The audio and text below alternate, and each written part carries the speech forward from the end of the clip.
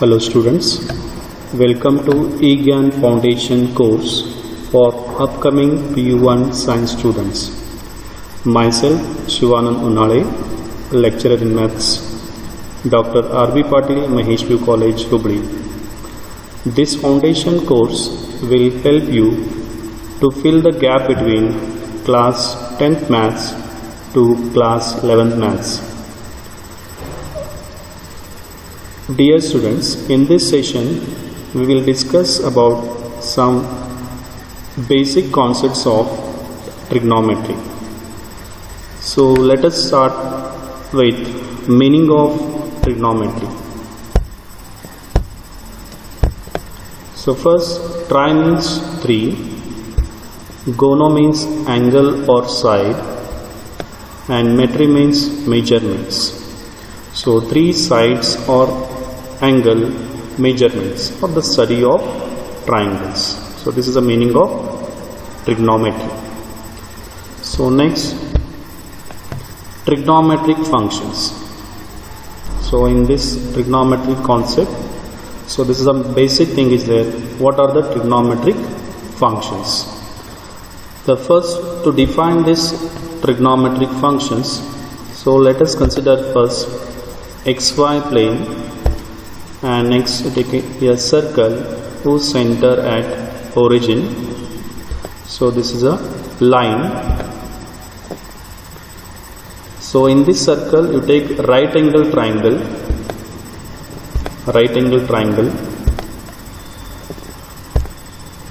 and here in this right angle triangle, so this angle is x. So this is a x-axis, this is a y-axis, and next let us consider this is a point P, next point M, and the center of the circle is at origin, that is point O. Now in this right angle triangle, so you can consider that angle x opposite side, that is side PM is opposite side, and 90 opposite side, that is OP, that is we call hypotenuse, and the third side is OM, that is adjacent or base. So by using this right angle triangle, so first we will define the trigonometric functions. So there are total 6 trigonometric functions are there. So here we are taking 6 trigonometric functions because from this triangle we will get 6 ratios. So the 6 trigonometric functions are nothing but trigonometric ratios. So first function is sine function. So sine function is opposite by hypotenuse. So first function is sine of x equal to b by r. So here first to define this, opposite side is b, hypotenuse is r, and the base or adjacent side is a. So here sine of x function is b by r, that is opposite by hypotenuse. This is the first ratio. Next one is cos function, that is cos of x is equal to a by r, because cos function is adjacent by hypotenuse. Third function is tan of x,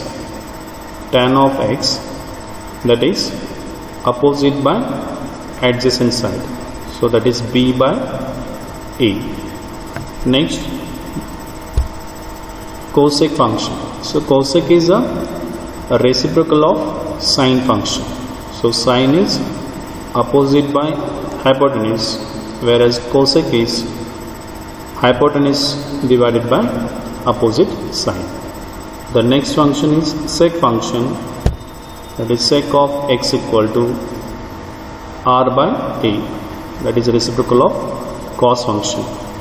Next, cot function, that is a by b. So there are total 6 trigonometric ratios are there. So these 6 trigonometric ratios are nothing but there are 6 ratios of this right angle triangle.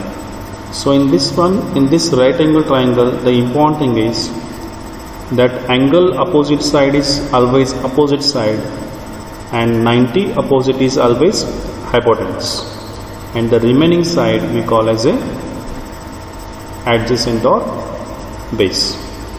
So this one is regarding trigonometric functions. Next, reciprocal relations. So reciprocal relations, in this one, sine of x equal to 1 by cosec x. So this one we can verify by using that definition or by using the ratios of sine and cosec. And next, cosec is equal to 1 by sin x. Now similarly here, cos x is 1 by sec x and sec x equal to 1 by cos x. Next, tan x equal to 1 by cot, or this cot equal to 1 by tan x. So these are the reciprocal relations. So we can take in sine of x equal to in terms of 1 by cosec x. So next one is cosine relations. In this one, the first one is tan x equal to sin x by cos x and cot x equal to cos x by sin x. So here this one again we can verify by using that definition of or the ratios of these 6 trigonometric functions. Next, trigonometric identities. The first identity is sin square x plus cos square x equal to 1, 1 plus tan square x equal to secant square x, 1 plus cot square equal to cosec square x. So there are total 3 trigonometric identities are there. So these 3 trigonometric identities we can use when if you want to change the function. For example, if you want, here given sine function is there, if you want to convert in terms of cos, so that time sine of x equal to, we can consider root of 1 minus cos square x. Similarly, we can change the function in terms of tan to sec or sec to tan, and third one is sec cosec to cot or cot to cosec function. So these are total 3 trigonometric identities are there. Again, these identities also if you want to verify, so this one we can verify by using that trigonometric ratios. We can substitute sin x equal to b by r and cos x equal to a by r. If we substitute these two terms and if we simplify, we will get answer is 1. So these identities also we can verify by using that trigonometric ratios. The next one is, the important thing is sine rule. So for this sine rule, first you can consider this one is a xy plane. From this xy plane we will get total 4 quadrants. So now in these 4 quadrants there are total 6 trigonometric functions are there. So in first quadrant, so which function is positive and which one is negative? Similarly in second quadrant, in third quadrant, as well as in fourth quadrant. So for this one we can apply this method. We call this one is a sine rule or ASTC rule. So ASTC means in this first quadrant you have to take A, second quadrant S, third quadrant T, and fourth quadrant is C. Now what is meant by A, S, T and C? Now we consider it. Now first A means in this first quadrant all functions are positive. In first quadrant all 6 functions are positive.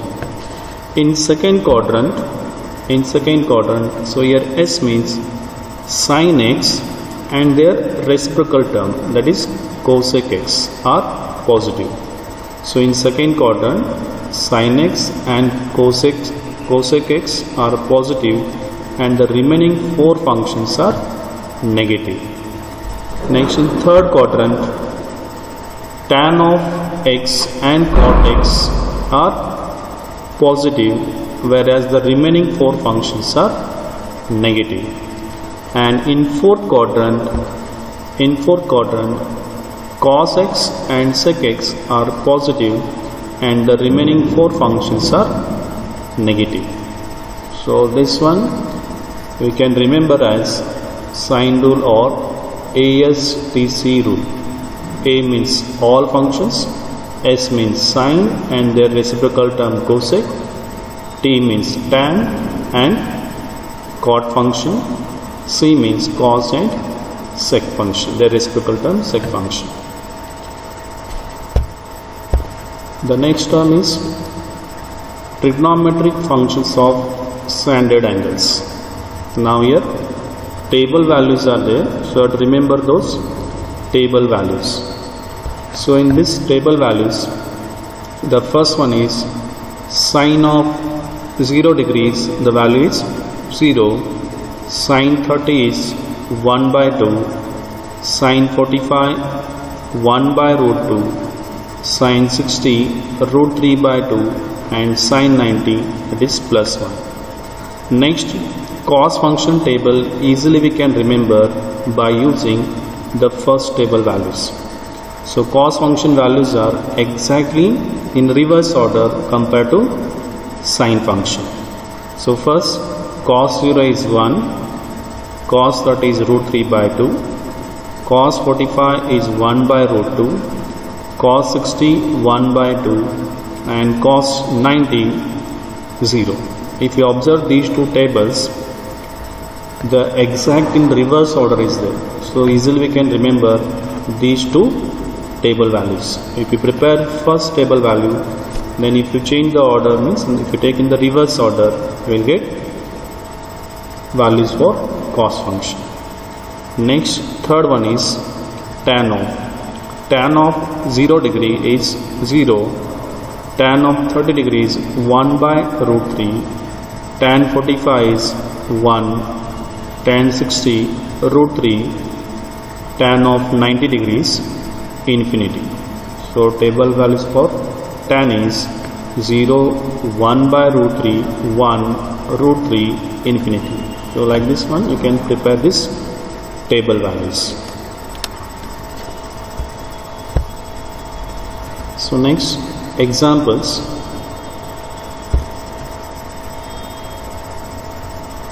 In these examples, find the value of other trigonometric functions in the following. In this first example, if sin x equal to 4 by 5, where x lies in second quadrant. So here sin x equal to 4 by 5 is given. So other trigonometric functions values you have to find out. Other trigonometric function means only sine given, the remaining 5 trigonometric functions values you have to find out. The given term is here x lies in second quadrant.